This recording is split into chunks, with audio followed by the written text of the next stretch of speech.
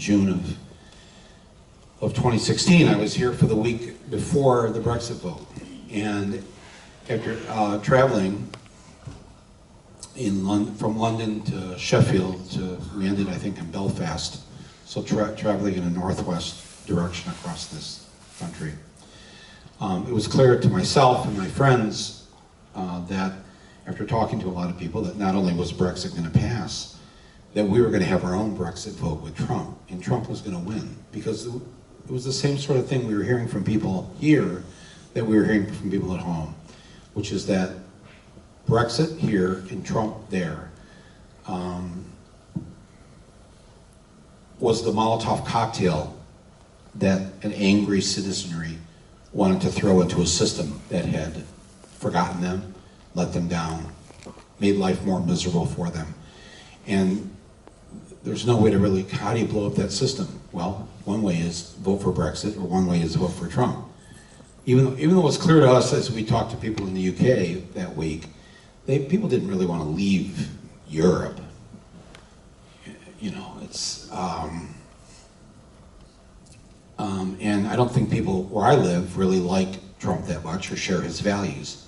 But when they saw that the elites hated Trump, the elites of both parties hated Trump, Trump became very attractive. And because the elites here didn't want Brexit, then finally the voters had a chance to say, fuck you. And it was done in such a profound way. And not only to those empowered with money, but also in Michigan alone, 90,000 people went to the polls on election day. These are not people who stayed home. They went to the polls, went in the voting, waited maybe an hour or two, went in the voting booth, voted for every Democrat down the ballot, all the way down to county drain commissioner. That's the lowest, that's the dog catcher line in Michigan. That's the lowest level of office, and left the top box blank for president, 90,000 Michiganders. She lost by 77,000 votes between Michigan, Wisconsin, and Pennsylvania.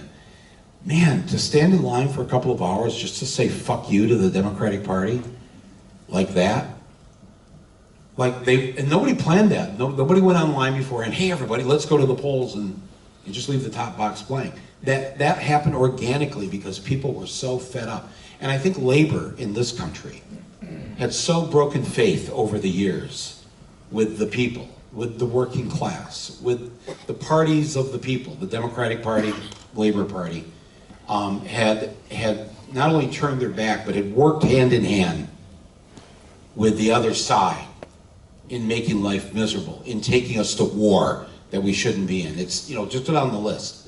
So this was the chance to say, fuck you. I'm voting for Brexit. I'm voting for Trump. And I went back home and I told people, I said, this is going to happen. We're going to get Brexited here, except we're going to get Trumpsicated or whatever. I don't know what we were calling it, but that's what happened. And when I tried to warn people back home, nobody would listen to it. They couldn't believe it, that people would vote for this idiot. And I said, he's not an idiot. He's a fucking genius. And he's going to outsmart every single one of us, because he is, first of all, a great performance artist. He knows how to read the room. He and his people were dealing with the Electoral College. They knew they couldn't win on pure votes. As I point out in the film, we're a liberal left country. So the majority of the people are with me, not him. So they had to make sure they just targeted those states that were going to put him in office. And the Democrats and the liberals didn't pay any attention to that.